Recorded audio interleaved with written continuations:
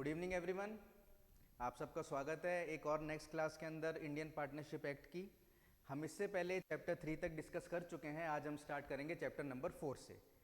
तो आपका chapter number 4 जो इंडियन पार्टनरशिप एक्ट 1932 का है वो बात करता है relation of partners to the third parties, और इसके अंदर आपके सेक्शन है 18 से लेके 30 तक। चैप्टर नंबर 4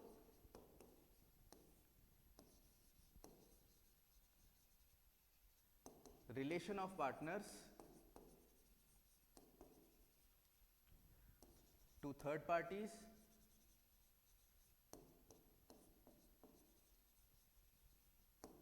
और इसमें हम डिस्कस करेंगे section number 18 to section number 30। तो बेसिकली हमने लास्ट क्लास के अंदर जो चैप्टर 3 में डिस्कस किया था वो हमने किया था पार्टनर्स का म्यूचुअल आपस में जो राइट्स और लायबिलिटीज होते हैं या एक दूसरे पार्टनर के साथ और फर्म के साथ जो रिलेशन होता है वो हमने लास्ट चैप्टर में डिस्कस किया था। इस बार हम डिस्कस करेंगे कि पार्टनर्स का जो रिलेशन है वो थर्ड पार्टीज या थर्ड पर्सन के साथ क्या है। तो चलिए हम इसको स्टार्ट करते हैं। इसमें मैं आपको थोड़ा सा एक ब्रीफ चीज बता दूं। हम इसके जो सेक्शन डिस्कस करेंगे वो कुछ सेक्शन कनेक्टेड हैं तो उनको हम एक साथ पढ़ेंगे, और बाकी जो लाइन वाइज आ रहे हैं उनको उस हिसाब से पढ़ेंगे।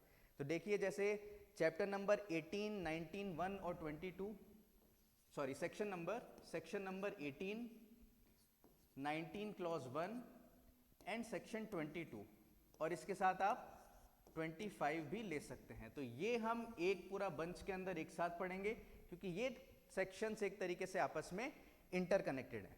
इसके अलावा सेक्शन नंबर 19 क्लॉज 2 और सेक्शन 20 ये हम एक साथ पढ़ेंगे।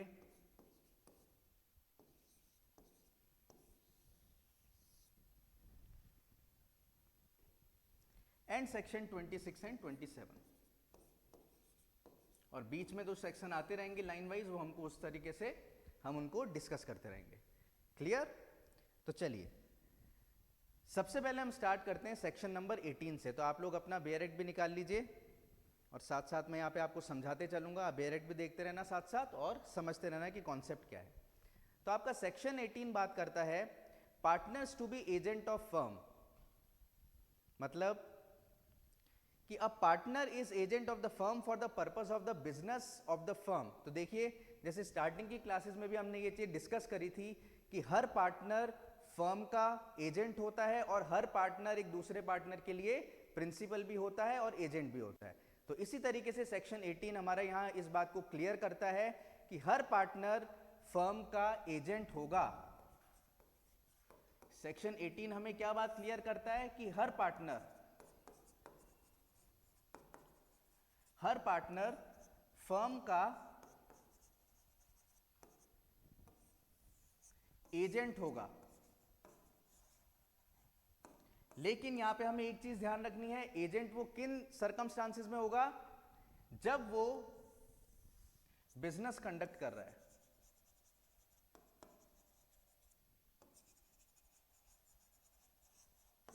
जब वो फर्म का बिजनेस कंडक्ट कर रहा है तब वो पार्टनर उस फर्म का एजेंट होगा। Clear? For the purpose of business.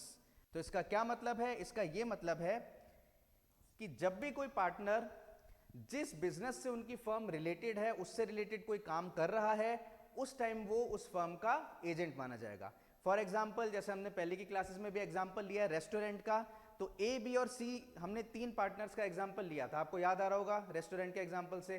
तो उसके अंदर अगर पार्टनर ए बाजार से रेस्टोरेंट का कुछ खाने पीने का सामान लाता है, कुछ मिर्ची मसाले लाता है या कुछ सब्जियां लेके आता है जो रेस्टोरेंट में काम में आती हैं, या फिर पार्टनर बी जिसका स्नैक्स बनाने का काम था वो मार्केट में जाके कुछ चाय पत्ती चीनी वगैरह ऐसा कुछ सामान लेके आता है जो उनके रेस्टोरेंट बिजनेस से रिलेटेड है। तो जब वो अपने उस बिजनेस से रिलेटेड कुछ भी काम करेंगे, एक्टिविटी करेंगे, तो वो उस फर्म के एजेंट माने जाएंगे। लेकिन पर्सनली पार्टनर ए या पार्टनर बी मार्केट जाता है और अपनी वाइफ के लिए साड़ी खरीदता है या अपने बच्चों के लिए खिलौने खरीदता है और वो घर पे लेके जाता है, तो उस टाइम उस कंडक्ट में वो फर्म के एजेंट नहीं होंगे क्योंकि वो उनका पर्सनल वर्क है, और दूसरा वो उनके फर्म के बिजनेस से रिलेटेड नहीं है। क्लियर? ये चीज आपको समझ आई? नेक्स्ट चलते हैं हम सेक्शन नंबर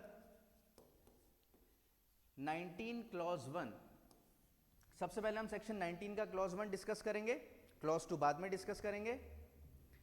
तो देखिए सेक्शन नंबर 19 बात करता है implied authority of partner as agent of the firm. इसका क्या मतलब है? It means act of partner which is done to carry on in a usual way business of the kind in which it is carried on by the firm, it binds the firm। तो अगर partner कोई भी है firm का, वो firm के business को usual वे में करता है, मतलब वो सारी चीजें करता है जिसके अंदर फर्म बाइंड हो सकती है, जो फर्म का बिजनेस है उससे रिलेटेड सारी चीजें करता है, तो इसके अंदर वो इंप्लाइड अथॉरिटी मानी जाएगी कि पार्टनर के पास है।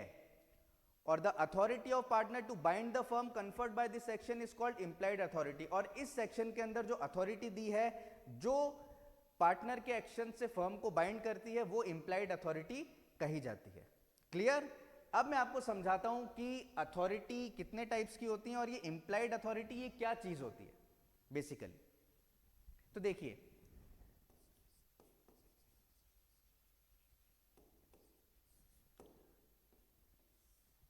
सबसे पहले आप ये बताइए अथॉरिटी क्या होता है। तो अथॉरिटी अगर हम सिंपल लैंग्वेज के अंदर बात करें तो authority means power, right? Authority means power, कुछ भी करने का जो उसको पावर मिलती है या अथॉरिटी मिलती है, ये हम नॉर्मल लैंग्वेज में समझ सकते हैं कि अथॉरिटी।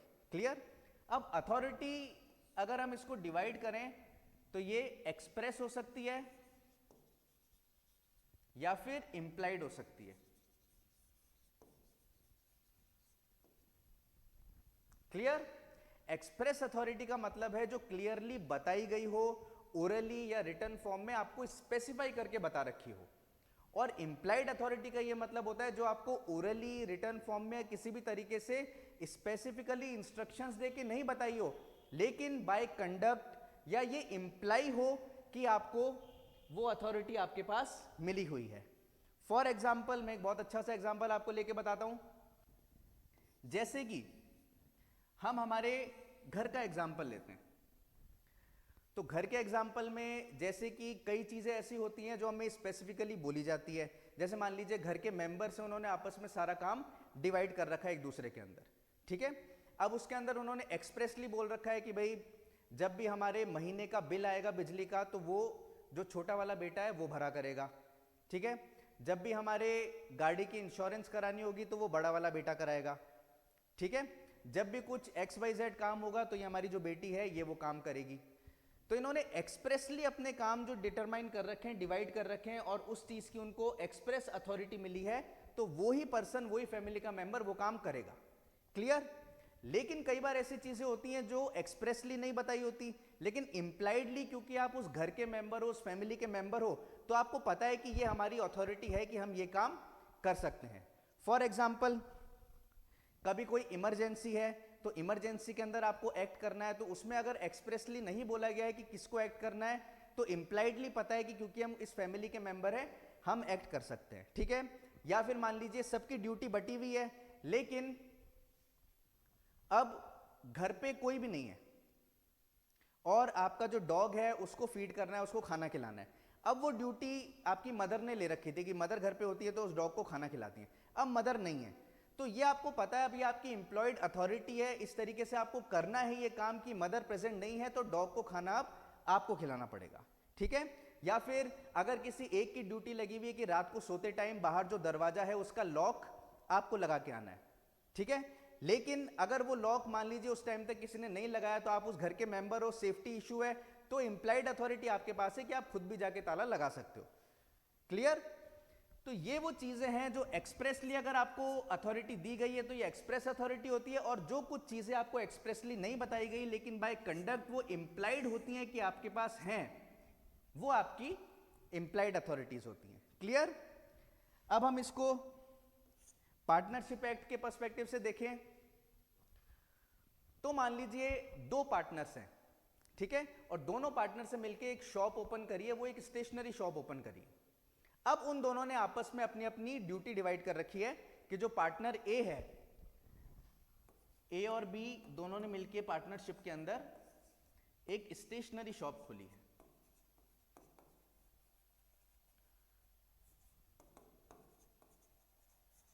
क्लियर? अब आपका जो पार्टनर ए है, इसके पास इसको ड्यूटीज मिली हैं कि ये कस्टमर्स को हैंडल करेगा, या फिर ये कैश काउंटर पे बैठेगा, कैश वगैरह संभालेगा जो कमाई होगी, ठीक है। और जो आपका पार्टनर बी है, इसके हिस्से में क्या ड्यूटी आई है कि इसको बाहर से जाके स्टॉक जो लेके आना है, किस चीज का, स्टॉक रजिस्टर्स का या पेन का या बुक्स का, जो भी आपके स्टेशनरी में सामान रहता है उस सब का स्टॉक इसको लेके आना है, ठीक है। या और भी कोई अगर बाहर का काम है तो बाहर का काम सारा बी को संभालना है, और दुकान के अंदर का कैश का काम, कस्टमर को डील करना, वो ए को संभालना है, ठीक है। अब मान लीजिए कि एक दिन छुट्टी का दिन था, शॉप इन्होंने अपनी क्लोज कर रखी थी दोनों ने, और ए मार्केट की साइड गया। ए कौन है? जिसके पास ये काम करने की अथॉरिटी है, एक्सप्रेस अथॉरिटी, ठीक है। ए मार्केट की साइड गया। अब ए मार्केट की साइड गया तो उसको एक शॉप अंदर पुराने मार्केट के अंदर खुली हुई मिली। अब उसने वहां पे जाके देखा तो वहां अच्छी क्वालिटी के रजिस्टर्स मिल रहे थे। तो ए को ये पता है कि बाहर से रजिस्टर लाने का, स्टॉक लाने का काम ऑल्दो बी का है, लेकिन बी किस रेट में रजिस्टर लेके आता है? बी जब बाहर से रजिस्टर लेके आता है तो फॉर एग्जांपल उसको 50 रुपए का एक रजिस्टर पड़ता है और वो बल्क में लेके आता है, ठीक है। अब ए जब उस दिन मार्केट में गया और वो एक शॉप उसे खुली हुई दिखी तो वहां पे उसने देखा कि उसको वो एक रजिस्टर जो 50 रुपए का बी लेके आता है वो उसको 30 रुपए का रजिस्टर पड़ रहा है। क्लियर? तो अब यहां पे ए के पास being a partner of that firm ये इंप्लाइड अथॉरिटी होगी कि क्योंकि फर्म का बेनिफिट हो रहा है, इस चीज से कुछ फायदा हो रहा है, तो वो इस दुकानदार से एक अग्रीमेंट या कॉन्ट्रैक्ट कर सकता है कि ये 30 रुपए की रेट से मैं आपसे 500 रजिस्टर खरीदूंगा, 500 रजिस्टर आपकी दुकान से मैं उठाऊंगा। क्लियर? तो जो ये कॉन्ट्रैक्ट किया है ए ने, जो कि ए की एक्सप्रेस अथॉरिटी में नहीं था लेकिन उसने इंप्लाइड अथॉरिटी से किया being a partner of the firm, तो इसके अंदर बी भी बाइंड होगा, ए भी बाइंड होगा उस कॉन्ट्रैक्ट से, और इनकी फर्म पूरी बाइंड होगी और ये वैलिड माना जाएगा। क्लियर? ये होती है इंप्लाइड अथॉरिटी। इसी तरीके से कुछ और चीजें होती हैं, जैसे फर्म के लिए लॉयर एंगेज करना, या फिर फर्म के लिए कोई चीज अगर जरूरी लगती है आपको तो उसको सेल कर देना या कुछ परचेस कर देना, जो मैंने एग्जांपल यहां पे लिया, ये सारे के सारे पार्टनर्स की इंप्लाइड अथॉरिटी के अंदर आता है। क्लियर? समझ आई चीज आपको? अब देखिए, अब हम चलेंगे सेक्शन नंबर 22 की तरफ एक बार। 19 क्लॉज 1 समझ आया आपको? अब हम चलेंगे सेक्शन नंबर 22 के ऊपर। तो सेक्शन नंबर 22 बात करता है mode of doing the act to bind the firm. In order to bind the firm, any act done or any instrument or document executed by the partner or any other person on behalf of the firm shall be done in firm name or any other manner expressly or impliedly in which intention to bind the firm is shown। तो देखिए section number 22 आपको क्या कहता है कि firm को bind करने के लिए, फर्म को बाइंड करने के लिए क्या नेसेसरी कंडीशंस है? पहला, कोई भी एक्ट डन या फिर कोई भी इंस्ट्रूमेंट या डॉक्यूमेंट, इंस्ट्रूमेंट आपको पता है ना, डॉक्यूमेंट कोई कहते हैं, जो रिटन डॉक्यूमेंट होता है, लीगल डॉक्यूमेंट, उसको इंस्ट्रूमेंट कहते हैं। तो कोई भी एक्ट डन या फिर एनी इंस्ट्रूमेंट और डॉक्यूमेंट एग्जीक्यूट, अगर कोई भी पार्टनर करता है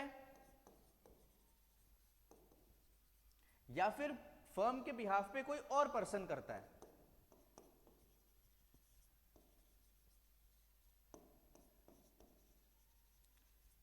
फर्म के बिहाफ पे कोई और पर्सन करता है, तो फर्म को बाइंड करने के लिए उनको जो वो एक्ट करना पड़ेगा या वो इंस्ट्रूमेंट या डॉक्यूमेंट एग्जीक्यूट करना पड़ेगा, किसको? उस पार्टनर को या कोई और पर्सन जो फर्म के बिहाफ पे कर रहा है, उसे किस तरीके से करना पड़ेगा? वो एक्ट उसे करना पड़ेगा फर्म के नाम पे या फिर किसी और मैनर में जो एक्सप्रेसली या इंप्लाइडली फर्म को बाइंड करने की इंटेंशन दर्शाए। क्लियर? तो किस तरीके से करना होगा उसको एक काम, बाय फर्म्स नेम या फिर intention to bind the firm.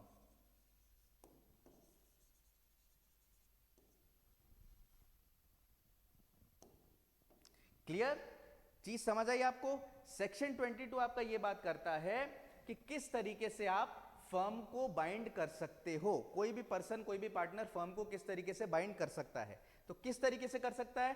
Firm को बाइंड करने के लिए अगर कोई भी एक्ट किया जा रहा है या फिर कोई भी इंस्ट्रूमेंट या डॉक्यूमेंट एग्जीक्यूट किया जा रहा है, ठीक है, वो किस तरीके से एग्जीक्यूट किया जा रहा है या काम किया जा रहा है? By the firms name, firm के नाम पे किया जा रहा है, या फिर इस तरीके से किया जा रहा है कि एक्सप्रेसली या इंप्लाइडली ऐसी इंटेंशन लगे कि आप फर्म को बाइंड करना चाहते हो। क्लियर? तो मान लीजिए फॉर एग्जांपल, जैसे कि मैंने आपको अभी अभी एग्जांपल लिया, रजिस्टर जो आपका ए पार्टनर था, ए और बी दोनों की शॉप थी स्टेशनरी की, ए जो पार्टनर था वो रजिस्टर लेके आया मार्केट से। तो अब वो जो रजिस्टर लेके आएगा, वो रजिस्टर का जो बिल बनवाएगा या उस शॉपकीपर को बोलेगा, वो बोलेगा कि ये मुझे अपनी शॉप के लिए चाहिए, या फिर वो जो बिल बनवाएगा वो फर्म के नाम से, शॉप के नाम से बनवाएगा, वो अपने पर्सनल नाम से नहीं बनवाएगा। क्लियर? या अगर वो किसी भी चीज पे स्टैंप लगा के देगा या कुछ भी करेगा तो वो फर्म के नाम से करेगा, जिससे ये पता रहे सामने वाले पर्सन को, उस थर्ड पार्टी को जिसके साथ वो डील कर रहा है, कि ये फर्म की प्रॉपर्टी है, फर्म के नाम से फर्म के पास जा रही है।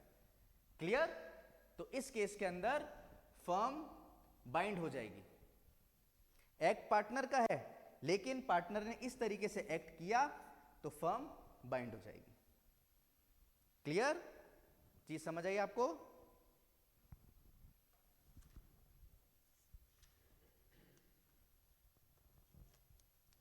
अब आते हैं हम सेक्शन नंबर 25 पे। तो हमने यहां पे सेक्शन 18 डिस्कस किया, फिर सेक्शन 19 का क्लॉज 1 डिस्कस किया, सेक्शन 22 डिस्कस किया, और अब हम डिस्कस करेंगे सेक्शन नंबर 25। तो देखिए सेक्शन 25 आपका क्या बात करता है इंडियन पार्टनरशिप एक्ट का। Liability of a partner for the acts of the firm. Every partner is liable jointly with all the other partners and also severally for all the acts of the firm done while he is a partner। तो देखिए section 25 joint liability और several liability की बात करता है। ये सीधी सी बात ये बोलता है कि जब तक कोई पर्सन एक फर्म का पार्टनर है, जब तक वो पर्सन फर्म का पार्टनर है, तो जब भी किसी चीज के लिए उस फर्म की लाइबिलिटी अराइज होगी तो वो लाइबिलिटी हमेशा सारे पार्टनर्स उसके लिए जॉइंटली भी लायबल होंगे और सेवरली भी लायबल होंगे for the acts of the firm. Clear? मतलब जॉइंटली यानी कलेक्टिवली सारे पार्टनर्स भी लायबल होंगे, और सेवरली यानी इंडिविजुअली हर पार्टनर भी लायबल होगा for the act of the firm. Clear?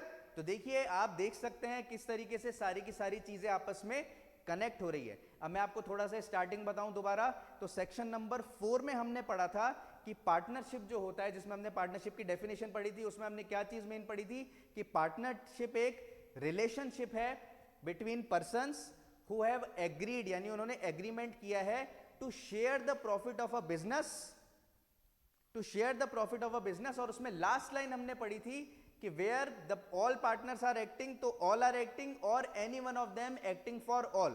तो any one of them acting for all ये हमने डिस्कस किया था क्लास के अंदर कि इसका मतलब होता है principle of mutual agency. Clear?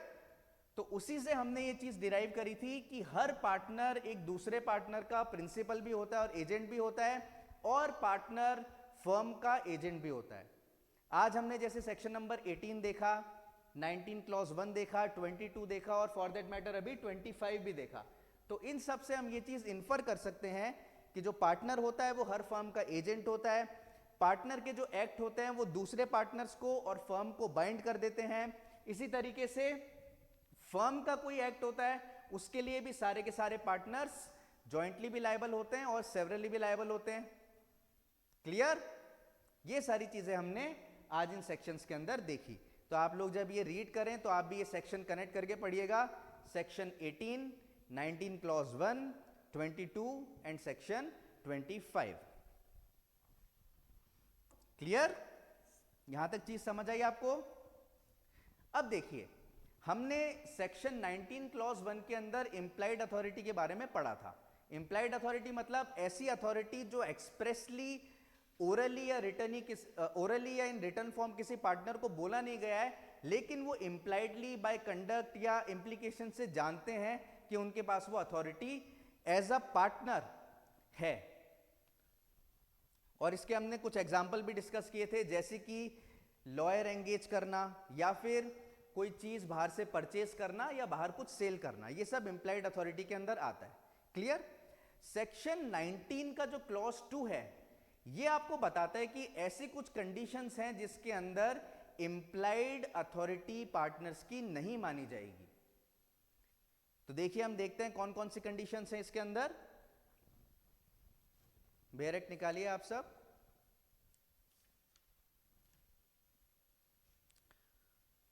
तो देखिए, इसमें सबसे पहली अथॉरिटी बताई है जो इंप्लाइड अथॉरिटी नहीं मानी जाएगी पार्टनर्स की। सबसे पहली है submit a dispute relating to the business of a firm to arbitration.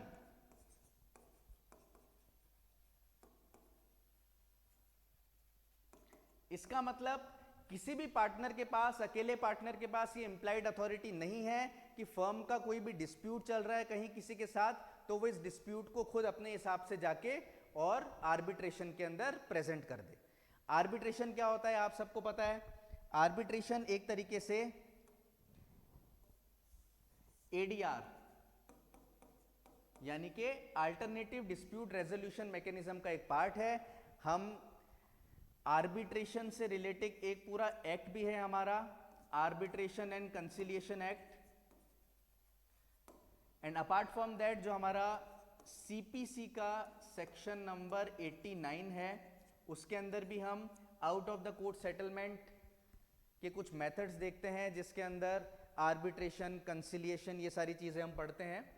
तो उसी का एक पार्ट है arbitration. Clear?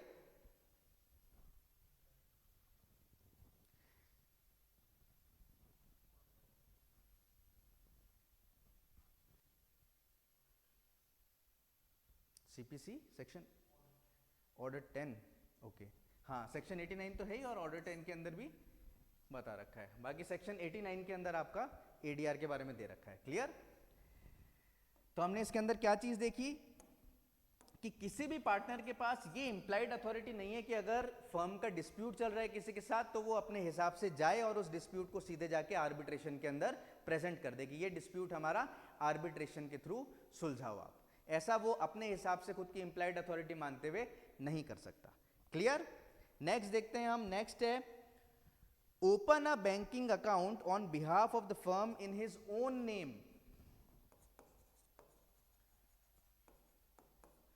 Open a banking account on behalf of the firm in his own name मतलब एक फर्म बनाई है तीन लोगों ने। मैं फिर से वो एग्जांपल लूंगा। ए बी सी ने मिलकर रेस्टोरेंट बनाया था जिसके अंदर तीनों पार्टनर थे। ए चाय अच्छी बनाता था, बी स्नैक्स अच्छे बनाता था और सी जिसने कैपिटल या लैंड प्रोवाइड करवाई थी। क्लियर? अब इसके अंदर बी और सी ए को बोलते हैं कि यार तुम जाओ और एबीसी फर्म के नाम से जो हमारी रेस्टोरेंट की फर्म है एक बैंक में अकाउंट खोल लो और अपन सारा जो भी अपना प्रॉफिट इकट्ठा होगा या जो भी एक्सपेंडिचर जो कुछ भी होगा उस अकाउंट के हिसाब से अपन करेंगे, ये अपना पूरा फर्म का पैसा होगा।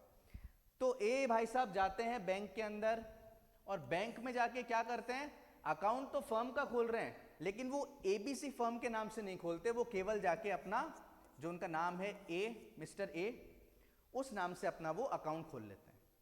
क्लियर? तो इस सेक्शन 19 क्लॉज 2 के अंदर आपको क्लियरली बताया गया है कि कोई भी पार्टनर इस तरीके से अपने नाम से फर्म का अकाउंट नहीं खोल सकता, ये उसको इंप्लाइड अथॉरिटी नहीं है। क्लियर? समझ आई चीज आपको? नेक्स्ट देखिए, आगे चलते हैं हम।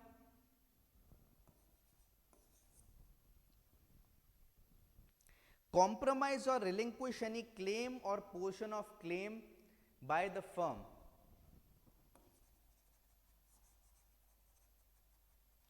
कॉम्प्रोमाइज या इसका मतलब फर्म के किसी पार्टनर्स के पास ये इंप्लाइड अथॉरिटी नहीं है कि वो फर्म का कोई भी क्लेम है, मान लीजिए फर्म ने कोई क्लेम कर रखा है किसी के ऊपर, उस क्लेम को वो जाके रिलिंक्विश कर दें या फिर उसको वो कॉम्प्रोमाइज कर, यानी सामने वाली पार्टी के साथ वो कॉम्प्रोमाइज कर दें या रिलिंक्विश कर दें, छोड़ दें, अबेंडन कर दें अपने उस क्लेम को। ये पार्टनर के पास किसी के पास अथॉरिटी नहीं है। क्लियर? समझ आई चीज आपको? सिंपल सी है। नेक्स्ट देखिए, विड्रॉ अ सूट और proceedings filed on behalf of the firm.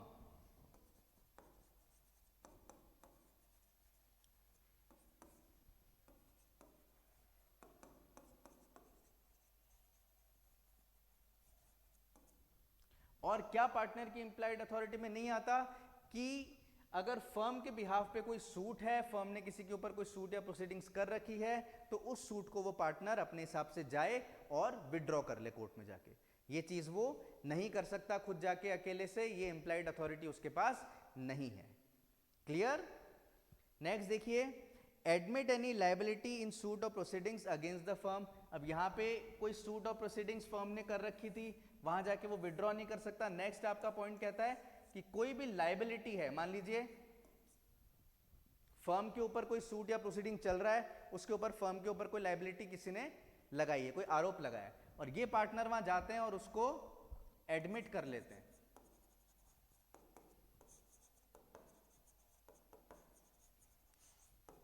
उस लायबिलिटी को जाके वो अकेला पार्टनर फर्म के बिहाफ पे वहां एडमिट कर लेता है, ठीक है, यानी मान लेता है कि हाँ हमारी गलती है, हम इसको मानते हैं। तो ये इंप्लाइड अथॉरिटी नहीं है पार्टनर के पास, वो फर्म के बिहाफ पे जाके किसी लायबिलिटी को किसी सूट या प्रोसीडिंग्स के अंदर एडमिट नहीं कर सकता। क्लियर? नेक्स्ट देखिए, acquire immovable property on behalf of the firm. कोई भी इमूवेबल प्रॉपर्टी है, इमूवेबल प्रॉपर्टी मतलब कोई भी लैंड है ना, किसी भी लैंड को या मतलब किसी भी इमूवेबल प्रॉपर्टी को वो पार्टनर जाके खुद से अपने हिसाब से एक्वायर नहीं कर सकता। ये इंप्लाइड अथॉरिटी उसके पास नहीं है। तो मान लीजिए ABC 3 पार्टनर्स ये थे, इनका बिजनेस बढ़िया चल गया, रेस्टोरेंट का अच्छा चल रहा है। अब ए जो पार्टनर है, अब उनका रेस्टोरेंट पहले मान लीजिए मालवीय नगर जयपुर में खुला हुआ है। क्लियर? अब जो ए पार्टनर था वो जाता है मानसरोवर साइड, या मानसरोवर छोड़िए और दूर झोटवाड़ा साइड, वैशाली नगर साइड, उधर वो जाता है, और वहां उसको लगता है कि यार ये जो छोटा सा बीच में जगह है दो दुकानों के बीच में, यहां ऐसा लग रहा है कि अपन यहां पे अगर अपने रेस्टोरेंट की एक ब्रांच खोल दें तो सही रहेगा। तो वो बिना दोनों पार्टनर की कंसेंट लिए, बिना दोनों बाकी पार्टनर को इन्फॉर्म किए, वहीं उस जमीन के मालिक से बात करता है कि हमको रेस्टोरेंट खोलने के लिए आपकी जमीन चाहिए, और वो प्रॉपर्टी एक्वायर कर लेता है। ठीक है? तो ये इंप्लाइड अथॉरिटी, इस तरीके की इंप्लाइड अथॉरिटी पार्टनर्स के पास नहीं है किसी इमूवेबल प्रॉपर्टी को एक्वायर करने की। क्लियर? नेक्स्ट देखिए, transfer immovable property belonging to the firm. तो जैसे हमने इमूवेबल प्रॉपर्टी के एक्वायरिंग के बारे में पढ़ा कि एक्वायर करने की इंप्लाइड अथॉरिटी नहीं है पार्टनर के पास, उसी तरीके से उस इमूवेबल प्रॉपर्टी को ट्रांसफर करने की भी इंप्लाइड अथॉरिटी नहीं है। मतलब अगर फर्म की कोई प्रॉपर्टी है तो उसको कोई पार्टनर, फर्म की कोई इमूवेबल प्रॉपर्टी है, उसको कोई पार्टनर ट्रांसफर नहीं कर सकता खुद से अपनी इंप्लाइड अथॉरिटी मानते हुए। क्लियर? नेक्स्ट देखिए, enter into partnership on behalf of the firm. Partner खुद अपने आप से फर्म का नाम लेते हुए फर्म के बिहाफ पे पार्टनरशिप के अंदर किसी के साथ एंटर नहीं कर सकता, क्योंकि अगर पार्टनर एंटर करेगा फर्म के बिहाफ पे तो पूरा फर्म एंटर हो जाएगी, तो ये इंप्लाइड अथॉरिटी भी उसके पास नहीं होती है। क्लियर? चीज समझ आई आपको? नेक्स्ट देखिए, अब इससे कनेक्टेड हम पढ़ेंगे सेक्शन नंबर 20।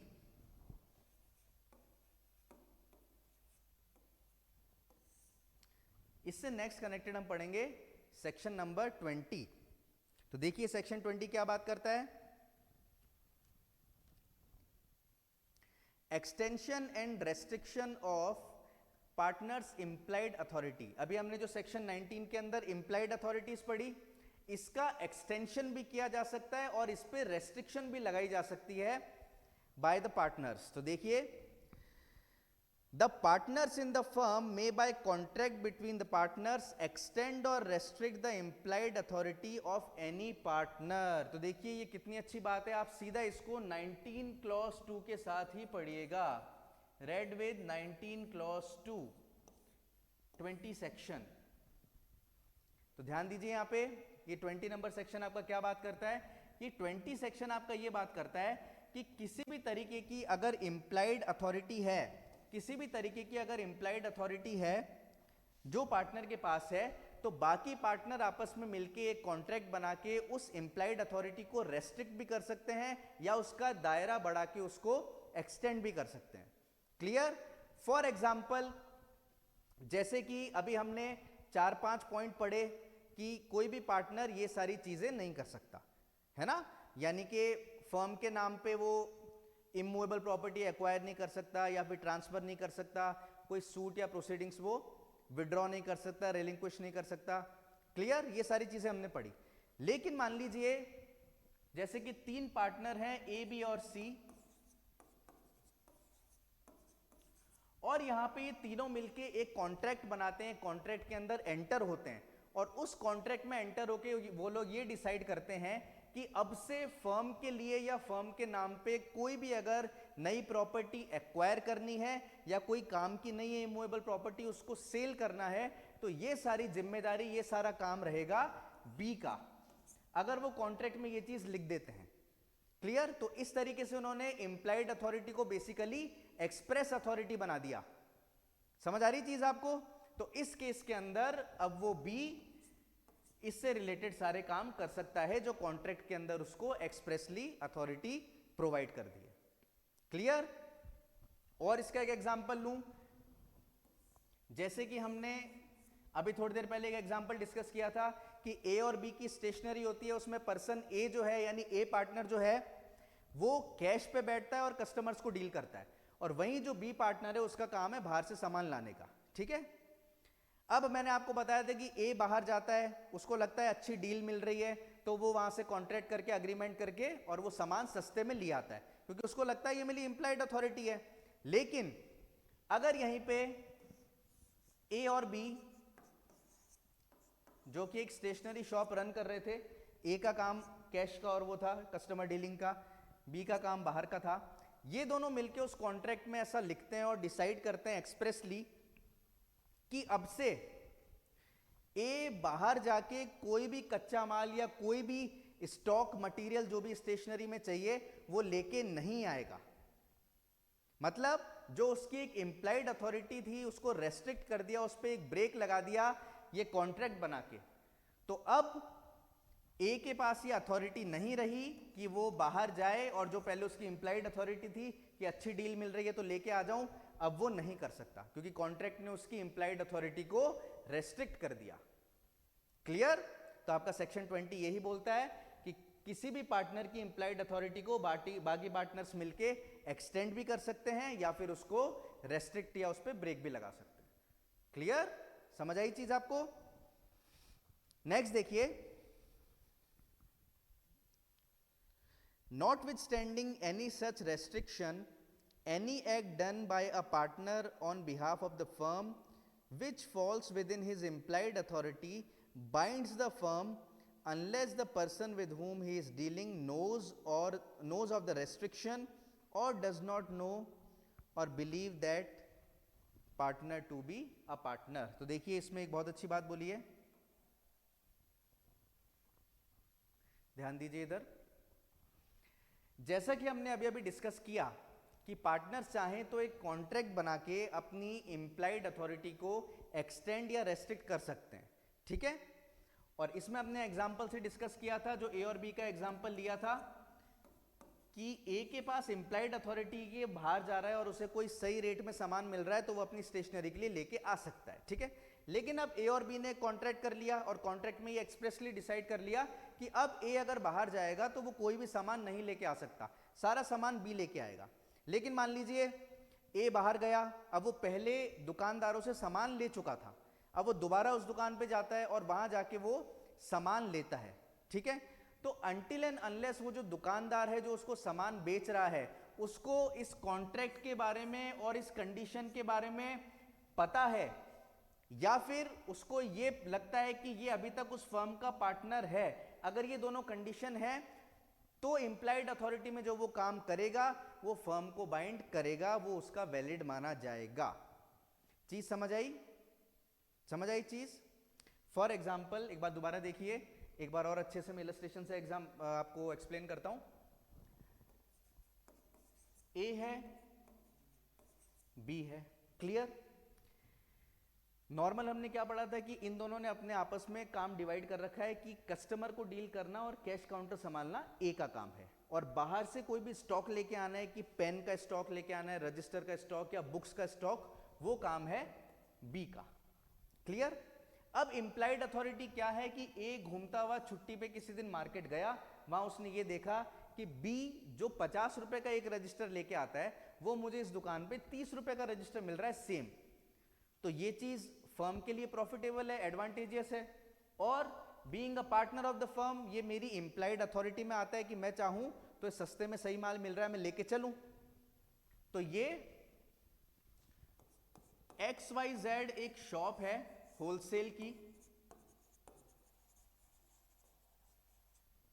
जो कि स्टेशनरी का सामान रखती है, ठीक है।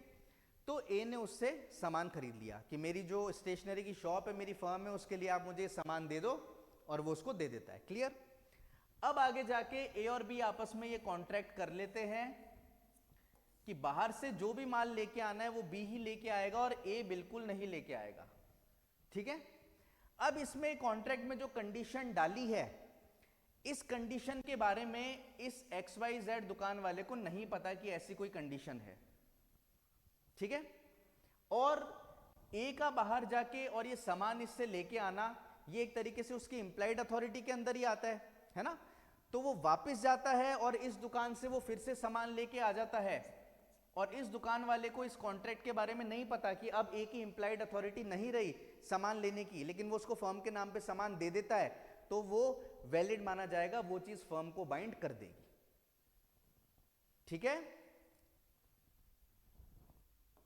और दूसरा, ये इस फर्म का पार्टनर है। मान लीजिए कभी कोई ऐसी सिचुएशन आई कि ये पार्टनर नहीं रहा, लेकिन इसको इस बारे में नहीं पता कि ये पार्टनर है या नहीं, ये तो ये बिलीव कर रहा है कि ए अभी भी पार्टनर है, तो उसने अगर अपनी इंप्लाइड अथॉरिटी में कोई काम किया तो वो वैलिड माना जाएगा, बाइंडिंग माना जाएगा, क्लियर।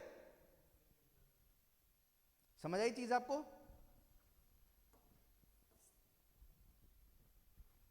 चलिए नेक्स्ट आइए सेक्शन नंबर 21 पे। सेक्शन 21 बात करता है पार्टनर्स अथॉरिटी इन इमरजेंसी।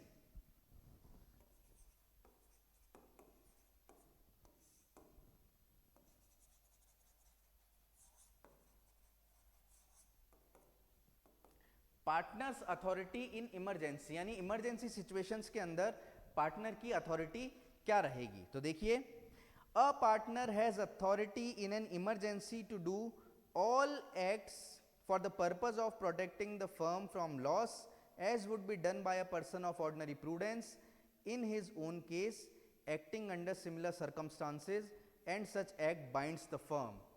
तो देखिए, जब भी कोई इमरजेंसी सिचुएशन आएगी तो अगर पार्टनर कोई भी एक्ट करता है फर्म को लॉस से बचाने के लिए, जिस तरीके से कोई एक ऑर्डिनरी प्रूडेंस का पर्सन काम करेगा खुद को किसी लॉस से बचाने के लिए, वो सारा का सारा काम पार्टनर का किया हुआ फर्म को बाइंड करेगा और वो वैलिड माना जाएगा, क्लियर। जैसे मैंने आपको एग्जांपल लेके भी बताया था, उसी तरीके से मैं आपको दोबारा बताता हूं। मान लीजिए कोई नेचुरल कैलेमिटी आने वाली है ना, और नेचुरल कैलेमिटी आने वाली है और एक पार्टनर को दिखता है कि अगर मुझे फर्म को बचाना है लॉस से, या फिर इस कैलेमिटी से, मान लीजिए बाढ़ आ रही है या कुछ भी बारिश वगैरह आ रही है, तो जो फर्म के अंदर सामान रखा हुआ है वो सामान खराब हो जाएगा, और उसको बचाने के लिए, उसको सही करने के लिए मुझे यहाँ कोई ईंटों की दीवार बनानी पड़ेगी या सामान को कहीं और शिफ्ट करना पड़ेगा, जिसके लिए इतना इतना पैसा लगेगा। तो उस इमरजेंसी कंडीशन में अगर पार्टनर कोई भी काम करता है जो कि एक ऑर्डिनरी पर्सन करेगा खुद को लॉस से बचाने के लिए, तो वो सारा का सारा काम उसका वैलिड माना जाएगा और वो बाइंड करेगा फर्म को। क्लियर? समझ आई चीज आपको? और ये सारा का सारा काम करने की, मतलब इमरजेंसी सिचुएशन में इस तरीके से एक्ट करने की, जिस तरीके से कोई भी ऑर्डिनरी प्रूडेंस पर्सन करेगा खुद को लॉस से बचाने के लिए, ये पार्टनर की अथॉरिटी में आएगा। मतलब जो मैंने अभी अभी आपको एग्जांपल लेके बताया कि नेचुरल कैलेमिटी आने वाली है, अब उससे बचने के लिए मान लीजिए कोई दीवार खड़ी करनी है, तो वो दीवार खड़ी करना, उसमें जो भी पैसे लगाना, सामान लगाना, ये सब पार्टनर की इमरजेंसी के अंदर उसकी एक्ट करने की अथॉरिटी के अंदर आएगा। उसको इस चीज का किसी से भी पूछना या परमिशन लेने की जरूरत नहीं है, वो ये चीज कर सकता है, being a partner of the firm. Clear? चलिए नेक्स्ट देखिए, सेक्शन नंबर 22 हम ऑलरेडी डिस्कस कर चुके हैं, राइट? अब आइए आप सेक्शन नंबर 23 पे। सेक्शन नंबर 23 बात करता है effect of admission by a partner. तो देखिए, an admission on representation made by a partner concerning the affairs of the firm is evidence against the firm if it is made in the ordinary course of business. तो ordinary course of business के अंदर अगर कोई भी partner कोई admission करता है, कोई चीज एडमिट करता है फर्म के बिहाफ पे, तो वो वैलिड एडमिशन माना जाएगा, क्योंकि हम जानते हैं कि पार्टनर फर्म का एजेंट होता है। ठीक है? क्लियर? सिंपल सा प्रोविजन है। नेक्स्ट देखिए, section number 24, effect of notice to the acting partner. Notice to a partner who habitually acts in the business of the firm of any matter relating to the affairs of the firm operates as a notice to the firm except in case of a fraud on the firm committed by or with the consent of that partner। तो कोई भी ऐसा partner जो habitually ordinary course of business में काम करता है firm का, उसको अगर कोई भी नोटिस डिलीवर किया जा रहा है तो ऐसा ही माना जाएगा कि वो नोटिस फर्म को ही डिलीवर किया जा रहा है। क्लियर? अनलेस वो पार्टनर जो खुद है उसके ऊपर ही फ्रॉड के एलिगेशंस लगे हों, और या फिर उसकी कंसेंट से कोई भी फ्रॉड हुआ हो। क्लियर? तब वो नोटिस उसको दिया हुआ फर्म को नोटिस नहीं माना जाएगा, लेकिन अदरवाइज वो जो हैबिचुअली उस कोर्स ऑफ बिजनेस के अंदर या कंडक्ट ऑफ बिजनेस में जो इंगेज्ड है पार्टनर, उसको अगर दिया गया कोई नोटिस तो ये माना जाएगा कि नोटिस आपने फर्म को ही सर्व किया है। क्लियर? समझ आई चीज आपको? नेक्स्ट देखिए, सेक्शन नंबर 25 हम डिस्कस कर चुके हैं, ऑलरेडी कर चुके हैं। अब आते हैं हम सेक्शन नंबर 26 पे, liability of the firm for wrongful acts of a partner.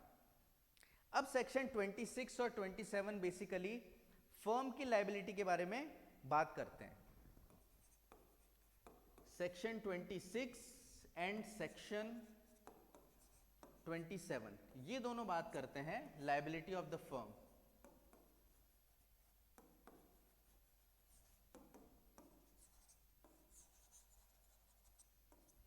Clear?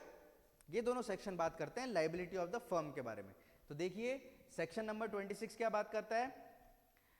Where by the wrongful act or omission of a partner acting in the ordinary course of business of a firm or with the authority of the partners loss or injury is caused to any third party or any penalty is incurred, the firm is liable therefor to the same extent as the partner. तो इसमें firm की क्या liability बताई गई है section 26 के अंदर, कि कोई भी पार्टनर अगर ऑर्डिनरी कोर्स ऑफ बिजनेस या ऑर्डिनरी कंडक्ट ऑफ बिजनेस में कोई काम करता है या बाकी पार्टनर्स की कंसेंट और अथॉरिटी के साथ कोई भी काम करता है और उस काम को करने में वो इंजरी कॉज कर देता है, injury is caused to any third person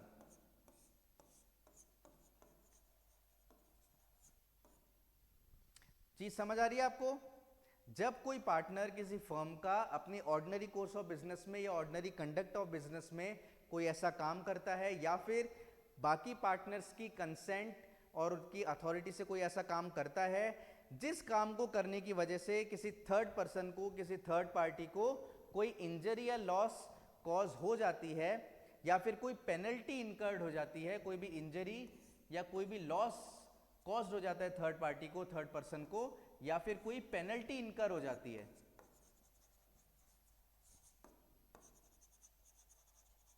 कोई भी पेनल्टी इनकर हो जाती है, तो इसकी लायबिलिटी किसके ऊपर आएगी?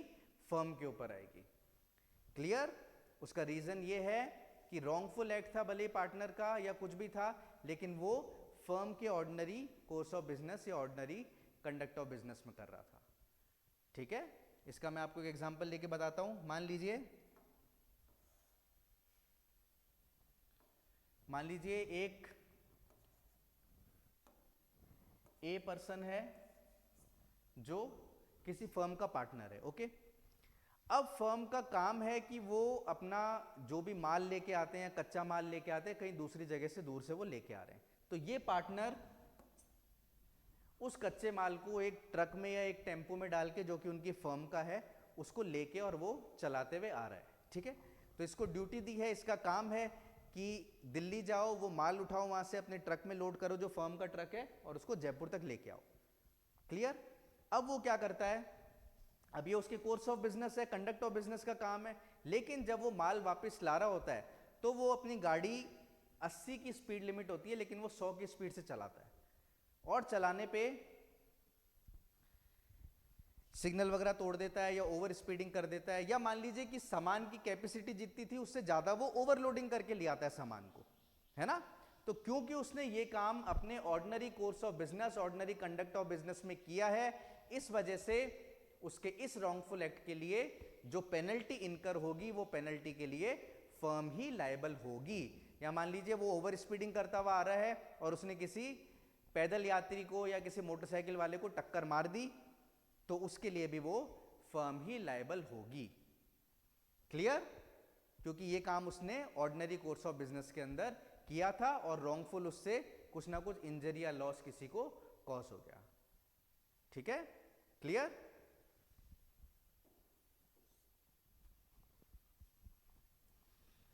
नेक्स्ट देखिए सेक्शन नंबर 27 जो बात करता है liability of firm for misapplication by the partners. तो देखिए, where a partner acting within his apparent authority receives money or property from a third party and misapplies it, or a firm in the course of its business receives money from property from third party and the money or property is misapplied by any of the partners while it is in the custody of the firm is liable to make good of that loss। तो देखिए इसके अंदर क्या conditions हैं। सबसे पहली, partner acting within his apparent authority,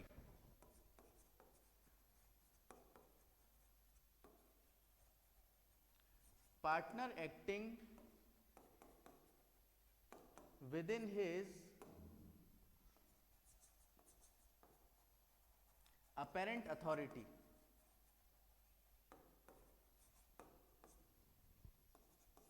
या फिर a firm in course of its business, a firm in course of its business, partner अपनी अपेरेंट अथॉरिटी के अंदर या फर्म अपने कोर्स ऑफ बिजनेस में क्या चीज करती है? Receives money or property from any third party. देखिए, partner acting within his apparent authority या फिर a firm in course of its business receives property or money from any third party or third person. Clear? अब क्या होता है, ये partner क्या करते हैं, इस जो मनी या प्रॉपर्टी को इन्होंने रिसीव किया है इसको ये मिस अप्लाई कर देते हैं। ये जो प्रॉपर्टी या मनी है जब ये फर्म की कस्टडी में है या किसी पार्टनर के पास है तो इसको ये मिस अप्लाई कर देते हैं। मिस अप्लाई मतलब इस प्रॉपर्टी या इस मनी को जब वो फर्म के पास है या पार्टनर के पास है तो वो इसको किसी गलत जगह पे लगा देते हैं, किसी गलत जगह पे अप्लाई कर देते हैं। समझ आ रहा है? इस प्रॉपर्टी को या फिर इस मनी को वो किसी गलत जगह पे लगा देते हैं। तो इस चीज से जो भी कुछ नुकसान होगा, जो भी कुछ लॉस होगा, उनके इस प्रॉपर्टी और मनी को मिस अप्लाई करने पे, गलत जगह पे लगा देने से, तो ये भरपाई कौन करेगी? फर्म।